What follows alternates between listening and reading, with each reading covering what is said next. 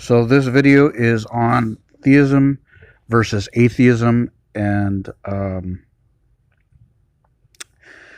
general view of how a theist comes to faith.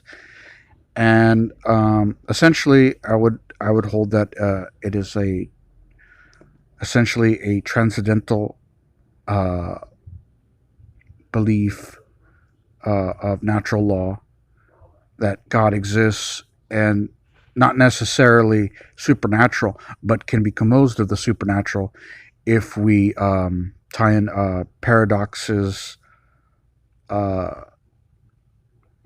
for supernatural coexistence of transcendence, being omnipresent, omniscience, and omnipotent. But and those elements being composed philosophically.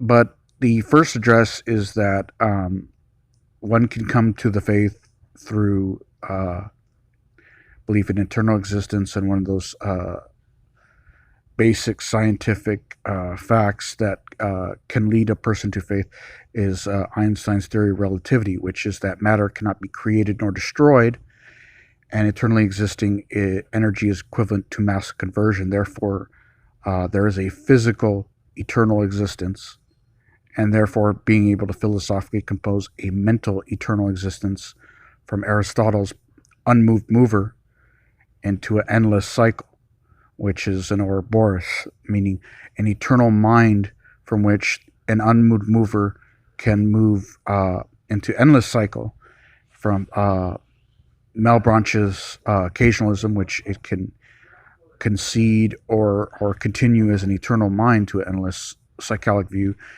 separating the two Abrahamic faiths of Judaism and Islam. But the eternal mind of endless cycle being the Ouroboros, that we can exist forever, and therefore transcendental of being God, and of course the transcendent view of God being all actions of cause and effect, whether they have a beginning and end or endless cycle of existence, to the transcendence of eternity of the eternal mind. This being said, God holding to these views is essentially that the problem with atheist views is that they center on logical positivism, which is that entities must have verification and falsification for relevancy or for proof. There's a problem with this in critique of reason and all of humanities, that essentially proofs that exist without verification or falsification, such as examples are economics, politics and government, court justices, and various differences in it, philosophy, sociology, art, psychology, and ethics. So all these humanities in existence, and currency being economics, there's certainly proof of their existence. Nobody can say that the dollar bill is not proof of currency, although it has no verification or falsification in the various instances of opinion of economic theory. But there are certainly, fiat currencies holding to the value, even if we don't have that and they're just simply digits on a computer screen. Just like God, and having in the currency in God we trust. Court justice in the various instances is, and having courts to administer it, having no verification or falsification, but having proof of existence as the consecration of courtrooms, and of course people swearing upon the Holy Bible to administer witness testimony to a court case. Politicians, of course, swearing to the Judeo-Christian faith, and of course having various views of different political sanctities, from Republican to Democrat and Libertarian. So all these things of humanities in view, and then of course art, that being said in the Renaissance, and the various Michelangelos, the Last Judgment, and the Last Supper, and of course these having varied viewpoints of their humanities in critique to reason, and of course having God alongside these viewpoints, and of course psychology and sociology, which this is probably where we might abandon God, but we have Freud and Carl Jung, who, interesting enough, have some sort of godly connection to these elements of psychology, although it is not necessarily entwined, or certainly a necessity, being a very secular view of our reality, being psychology and of course sociology. But having, even as a studied field, no verification or falsification, but studied numbers, such as what Mark Twain would disagree with, was statistics and rational thought, to which can be critiqued reason, being that onset of cognitive resonance of intuition. So while rational thought is not usually considered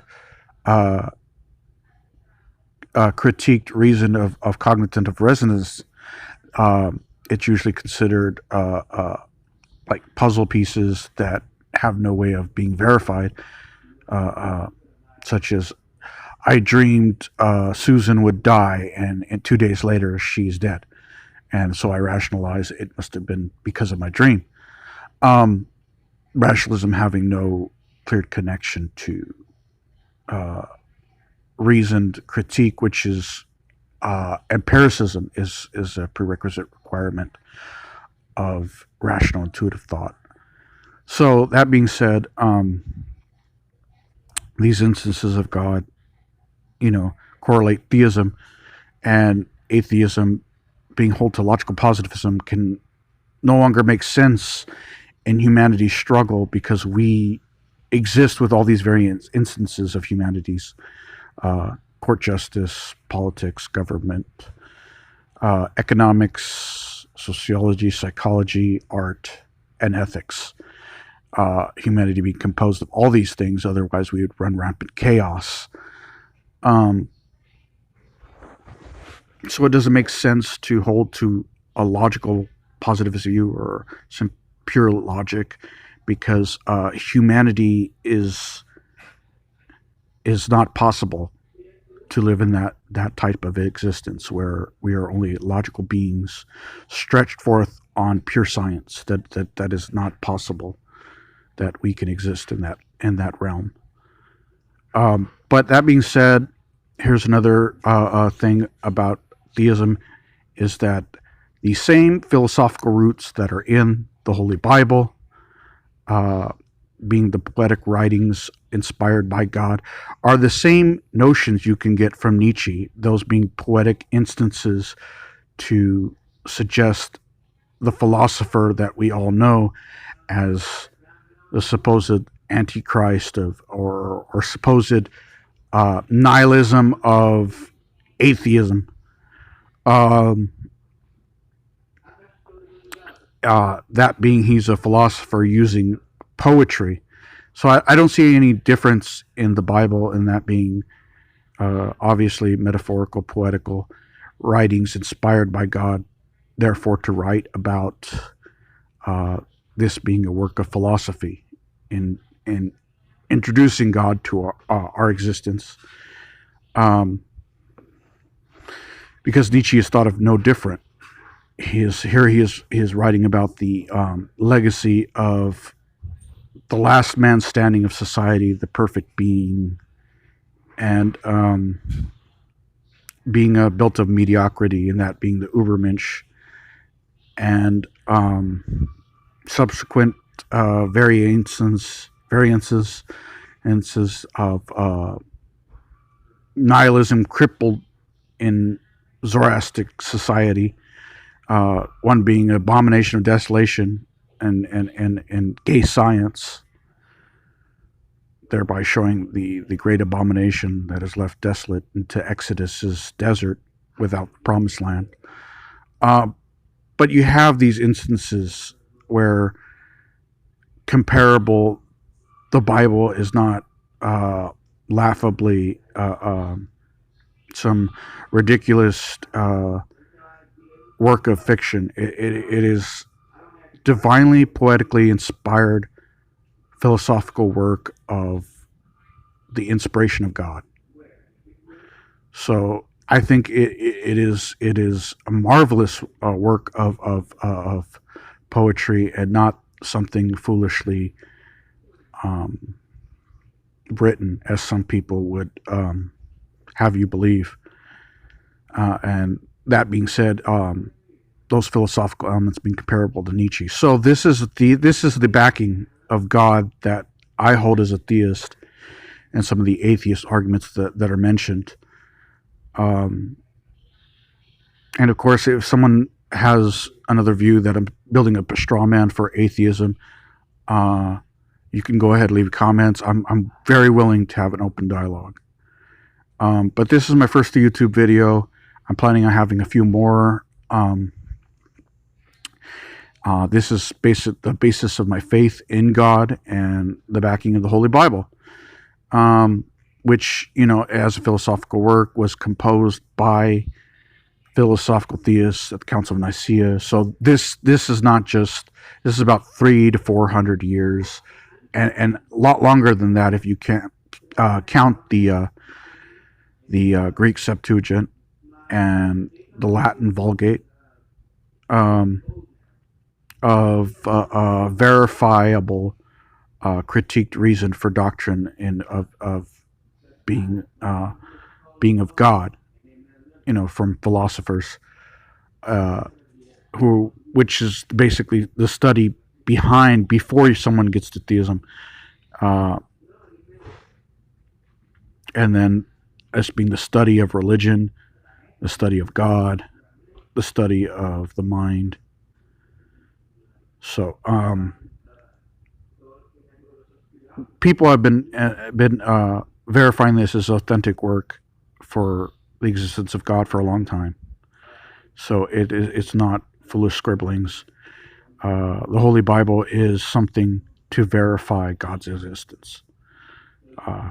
Obviously, these very intelligent people who have devoted their life to studying the existence of God have deemed this very, very, very intelligent work of poetry, marvelously written, to be canon as of Council of Nicaea, and pre-existing to their Latin and Greek counterparts, the Latin Vulgate and the Greek Septuagint. So, in instance, New King James Version, written from, copied from German, from the Gutenberg, obviously has a lot of verified substance of inspired holy written word. So it is not something contaminated or easily written off as foolish. But I find a lot of the commentary of other people writing about, obviously, what some might see as contradictions, but obviously aren't. They are paradoxes of some sort. But in any event, they don't deter my faith in God. But I like anybody else, can find them funny. There's a lot of written verses in here that can draw humor. But anyway, this is my detailedness of my theistic faith. And of course, I don't see anything wrong with laughing with God. Certainly, Isaac did. Um, I think theists who can more admit to scriptural icons that give humor from what might seem to be error or gullibility is certainly funny.